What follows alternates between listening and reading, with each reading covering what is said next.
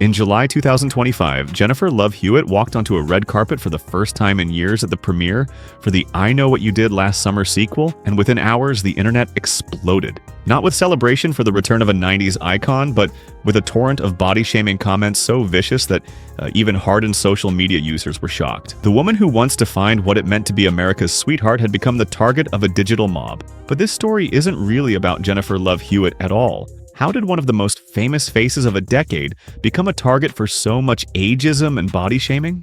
And more importantly, what does her powerful response teach us about the toxic no-win double standard that women in Hollywood and everywhere are forced to deal with?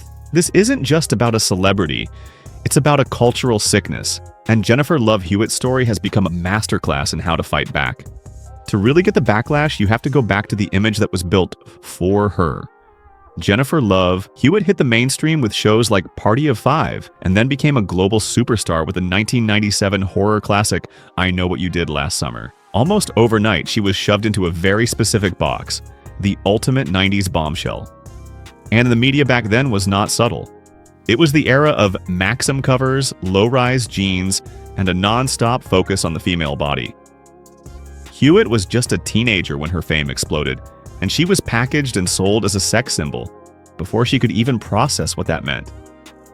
She has spoken about how even at 18, interviews would fixate on her body, boiling her entire identity down to her looks.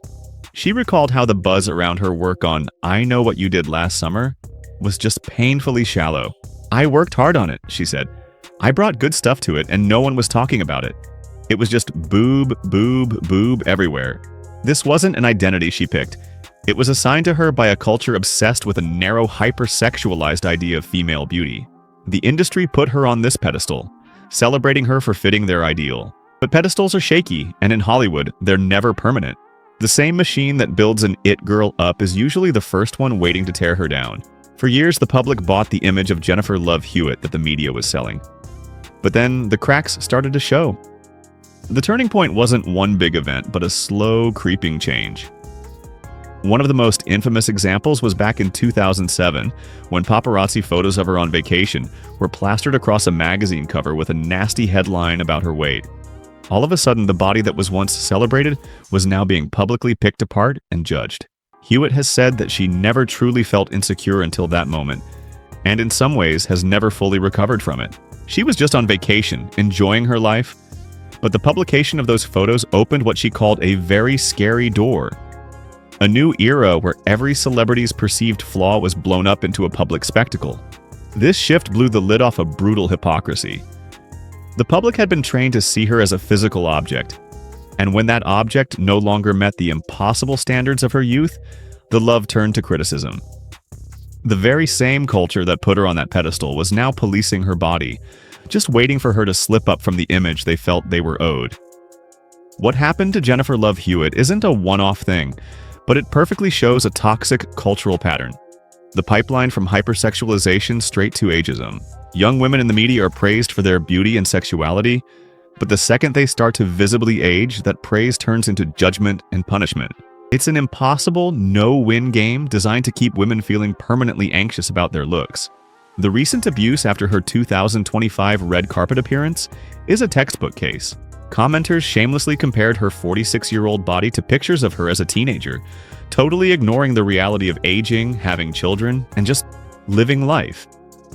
And this is where the double standard becomes so obvious. Media analysts often point out that her male co-stars like Freddie Prinze Jr. have also aged, yet they face almost none of the same scrutiny.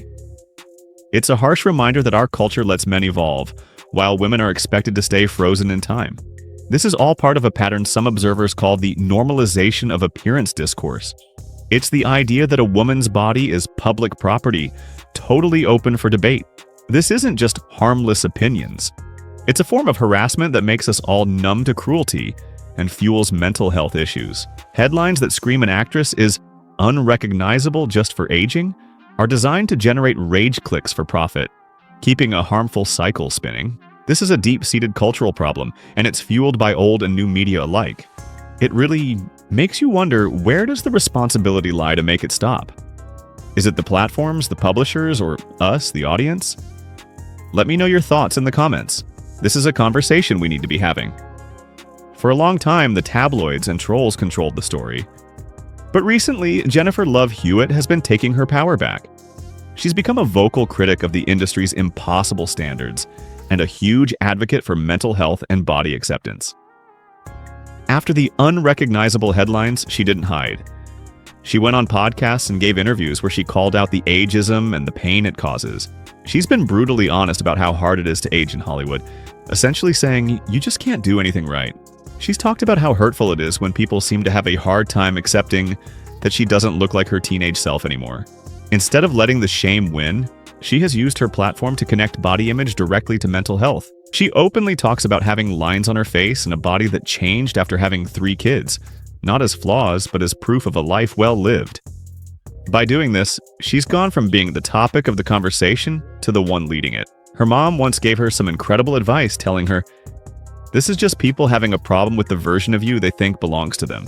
Take your power back, belong to yourself, and don't worry about it." And that is exactly what she's doing. Because of how bravely she's responded, Jennifer Love Hewitt's story is now more than just celebrity gossip. It has become a perfect case study to show the real-world harm of online harassment and media pressure. Her experience is a powerful tool for media literacy. It helps teach concepts like comment hygiene, the simple idea of not commenting on people's bodies, and pushes us to support content that focuses on substance over appearance. Her journey has also helped popularize a healthier, more realistic way of thinking about our bodies. The conversation is slowly moving away from the pressure of body positivity, which can feel like a demand to love your body 24/7, and more toward body neutrality and body acceptance. This is the idea that you can just exist in your body and appreciate it for what it does, not just what it looks like.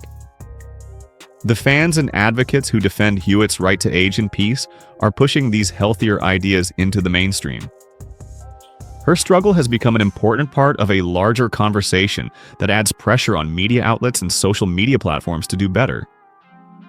When you look at Jennifer Love Hewitt's career, it's really a story in 2 parts.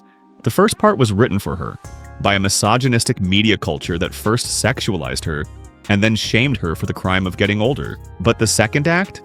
That's the one she's writing herself. By refusing to be silent, she has shined a massive spotlight on the toxic double standards that have hurt women for decades.